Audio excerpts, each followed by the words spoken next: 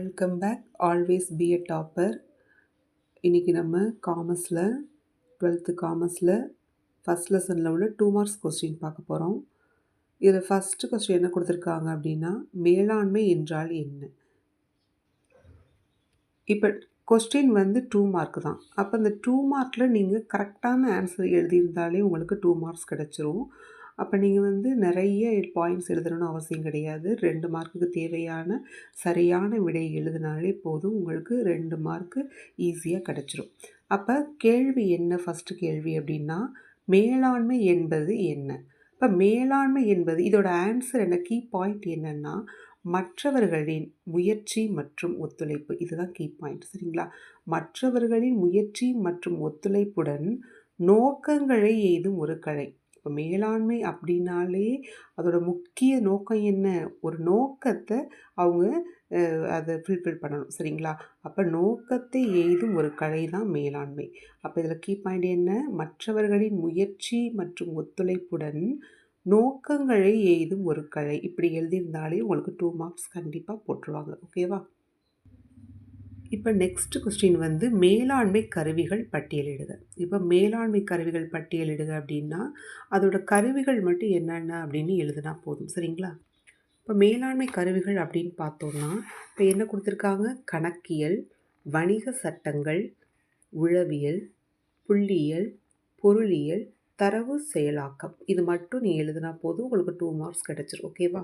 கணக்கியல், வணிக சட்டங்கள், உளவியல், புள்ளியியல், பொருளியல் மற்றும் தரவு செயலாக்கம். இதை மட்டும் நீ எழுதினாலே உங்களுக்கு 2 மார்க்ஸ் கிடைச்சிரும். ஓகே. இப்போ மேலாளர் என்பவர் அவர் என்ன பணிக்காக நியமிக்கப்படுகின்றாரோ அதற்கு தேவையான தனி திறன்களை, அதாவது இதான் உங்களுக்கு கீ பாயிண்ட்டு. மேலாளர் வந்து என்ன பெற்றிருக்கணும் அப்படின்னா தனித்திறன் பெற்றிருக்கணும், சரிங்களா? தனித்திறன்களை பெற்றவராக இருக்க வேண்டும். ஆனால் அந்த மேலாளர் வந்து திறன் என்பது நபருக்கு நபர், நாட்டுக்கு நாடு மாறுபடக்கூடியது. இப்போ ஒவ்வொருத்தவங்கள்ட்டையும் ஒவ்வொரு டேலண்ட் இருக்கும், பார்த்தீங்களா?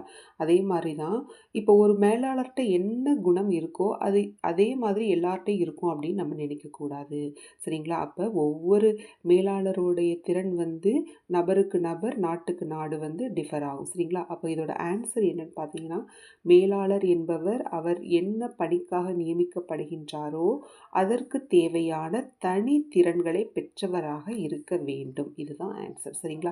இதை வேணால் நீங்கள் எக்ஸ்ட்ரா எழுதிக்கலாம். திறன் என்பது நபருக்கு நபர், நாட்டுக்கு நாடு வேறுபடக்கூடியது அல்லது மாறுபடக்கூடியது அப்படின்னு எழுதலாம். ஓகேவா? நெக்ஸ்ட் கொஸ்டின், இது அடிக்கடி கேட்குற கொஸ்டின். 4th கொஸ்டின் பாருங்கள். அதிகாரம் என்பதன் பொருள் என்ன? சரிங்களா? அதிகாரம் என்பதன் பொருள் என்ன? இந்த கேள்வி வந்து அடிக்கடி கேட்குறாங்க. இதுக்கு நீங்கள் நிறைய எழுதுனீங்கன்னா மார்க்ஸ் கிடையாது. கரெக்டான பாயிண்ட் எழுந்தாலே உங்களுக்கு 2 மார்க்ஸ் ஈஸியாக கிடைச்சிரும், சரிங்களா? இப்போ அதிகாரம் என்றால் என்ன? இப்போ வந்து அதிகாரம் பொறுப்பும் ஒரு ஹெட்டிங்கில் உள்ளே இருக்குது பாருங்கள். ஒரு அலுவலர் தன் கீழ்ப்பணியாளர்களுக்கு, சரிங்களா? அப்போ இது கீ பாயிண்ட் என்னது? கீழ்ப்பணியாளர், சரியா? கீழ்ப்பணியாளர் ப்ளஸ் ஆணையிடும் உரிமை, இது மட்டும்தான் கீ பாயிண்ட், சரிங்களா? அப்போ என்னது? ஒரு அலுவலர் தன் கீழ்ப்பணியாளர்களுக்கு ஆணையிடும் உரிமை, இது மட்டும் எழுதினாலே போதும், உங்களுக்கு 2 மார்க்ஸ் கிடச்சிரும், சரிங்களா? அப்போ நீங்கள் என்ன எக்ஸ்ட்ரா சேர்த்துக்கலாம்? மேலே இருக்குது பாருங்கள். அதிகாரம் என்பது ஒரு அலுவலர் தன் கீழ்ப்பணியாளர்களுக்கு ஆணையிடும் உரிமையை குறிக்கின்றது அப்படின்னு எழுதிக்கலாம். ஓகேவா? எப்போதுமே நீங்கள் எந்த கேள்வி படித்தாலும் கீ பாயிண்ட்டை வந்து நீங்கள் மைண்டில் நல்லா ஏற்றிட்டு அதுக்கப்புறம் நீங்கள் எழுதுனீங்கன்னா உங்களுக்கு கரெக்டான ஃபுல் மார்க் கிடச்சிரும். ஓகேவா? அடுத்து நெக்ஸ்ட் வந்து 5th கொஸ்டின். மேற்பார்வை வீச்செல்லை என்பதன் பொருள் என்ன? இப்போ நீங்கள் பார்த்தீங்கன்னா இப்போ இந்த ஃபஸ்ட் லெசனில் வந்து உங்களுக்கு 5 கொஸ்டின்ஸ் இருக்குது. இதில் எது மேடம் இம்பார்ட்டண்ட்டாக படிக்கணும் அப்படிங்கிறதெல்லாம் கிடையாது. இந்த 5 கொஸ்டினுமே வந்து ஒவ்வொரு வருஷமும் மாறி மாறி கேட்குற கேள்விகள் தான். இதெல்லாம் பேசிக்கான, நீங்கள் ஒரு காமர்ஸ் ஸ்டூடெண்ட்ஸாக இருக்கும் பொழுது இதெல்லாம் பேசிக்காக நீங்கள் தெரிஞ்சுக்கணும். அதனால ஒன்றுக்கும் இப்போ கீ பாயிண்ட் சொல்லி கொடுத்தா பார்த்தீங்களா, அதுபடி படிச்சிங்கனாலே போதும், எந்த கேள்வி வந்தாலும் உங்களால் கரெக்டாக ஆன்சரை ஞாபகம் வச்சு எழுத முடியும், சரிங்களா? இப்போ 5th கொஸ்டின் வந்து மேற்பார்வை வீச்செல்லை என்பதன் பொருள் என்ன? இப்போ மேலாண்மை வீச்செல்லை அப்படின்னு பார்த்தீங்கன்னா இந்த கேள்வியும் அதிகாரம், இந்த கொஸ்டின் ரெண்டுமே நமக்கு கொஞ்சம் கன்ஃபியூஸ் ஆகும்.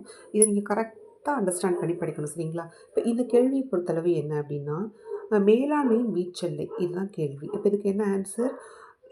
ஒரு உயர் அலுவலரால், அதாவது ஒரு உயர் அலுவலரால் திறமையாக மேலாண்மை செய்யப்படும் கீழ்ப்பணியாளர்களின், ஒரு ஹையர் ஆஃபீஸர் இருப்பாங்க பார்த்தீங்களா? அவங்களால திறமையாக மேலாண்மை செய்யப்படும் கீழ்ப்பணியாளர்களின் எண்ணிக்கை தான். சரிங்களா? இந்த இடத்துல என்ன வந்துரும்னு மெயின் பாயிண்ட் என்னன்னா, எண்ணிக்கை வந்துரணும். சரிங்களா?